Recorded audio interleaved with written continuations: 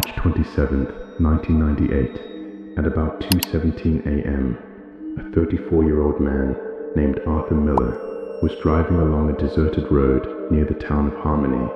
His car, an old sedan, was moving at its usual speed. What happened next defies a simple explanation. According to the report, the asphalt under the front wheels of the car suddenly caved in. Not just a crack, not a pothole, an entire section of the road, measuring about 3 by 4 meters, seemed to be swallowed up. Arthur Miller and his car disappeared, completely, without a trace. No sound, no scream, no bounce, just an empty space where the road had been. The story of Mel's Hole, the cold open. There are places that don't exist on maps. They exist only in police reports, in hushed rumors, and in the blurred edges of memory. Places where reality seems to fray at the seams, where the earth, on occasion, simply opens up. March 27th, 1998, Oklahoma. What began as an ordinary night became the start of a very long, very unsettling conversation. A conversation about a phenomenon known only as Mel. Chapter 1. The Incident. It was approximately 2:17 a.m. A 34-year-old man named Arthur Miller was driving down a desolate stretch of road near the town of Harmony, Oklahoma. His car, an old sedan, was cruising at a steady pace. What happened next defies simple explanation. According to the initial report, the asphalt beneath his front wheels vanished. Not a crack, not a pothole. An entire section of the road, roughly 10 by 12 feet, was swallowed whole.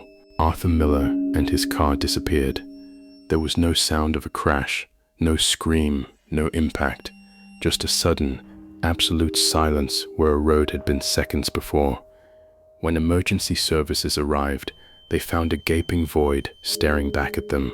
They lowered equipment, but the depth was unfathomable, and the bottom remained unreachable. Arthur Miller was never found. Chapter 2. The Evidence. In the days following the disappearance, local headlines spoke of the mystery sinkhole, but the official story was thin. Those few who lived within miles of the site spoke of strange sensations, a sudden, irrational dread that washed over them that night. They described a silence that felt too loud. Some claimed the very earth beneath their feet seemed to be breathing. During the investigation, anomalies began to surface in the paperwork. First responders reported a low-frequency hum that no equipment could pick up. Others watched as their compasses spun erratically. One suppressed report mentioned ground-penetrating radar readings that showed not just a hole, but a literal distortion of space, as if something deep underground was bending the very laws of physics. Chapter 3. The New Discovery. For years, the Miller incident was relegated to the status of a local legend, a digital campfire story. But in the 2010s, with the advent of advanced satellite monitoring, independent researchers returned to the case. Analyzing years of thermal and topographical data, they found something the original investigators missed. The ground at the site was still moving. Satellite imagery captured micro-shifts in the terrain that were geologically impossible for that region. More unsettling were the thermal ghosts, faint distortions in the atmosphere above the sealed hole. These weren't heat signatures, they were ripples, like those seen above a hot road, but occurring in freezing temperatures. The theory began to shift. Mel's Hole wasn't just a pit.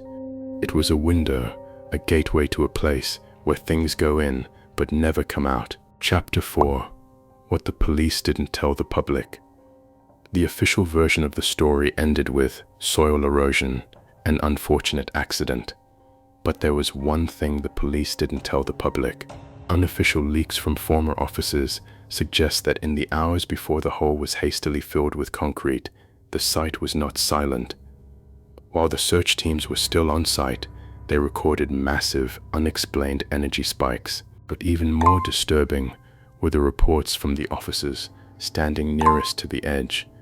They complained of auditory hallucinations, a faint, persistent whisper emanating from the darkness of the pit. It wasn't a voice they recognized, but a rhythmic, melodic murmuring that lasted for hours, driving some of the men to the brink of panic.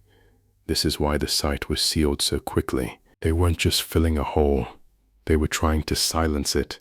They were sealing a door that should never have been opened. Conclusion.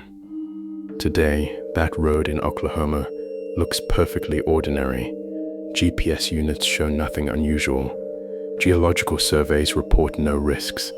The spot where the void once opened is now covered by smooth, unremarkable asphalt. But memory, especially in a place so quiet, lingers. What was it? A geological fluke, or something much darker, something that exists just beyond our understanding? Perhaps Mel isn't just a location, but a reminder that beneath the thin crust of our daily lives lie abysses we aren't meant to see, bottomless holes that occasionally open to take something or someone. And perhaps beneath that smooth asphalt, it is still down there, waiting. They say that when you look into the abyss looks into you. But in the case of Mel's hole, sometimes the abyss just takes what it wants.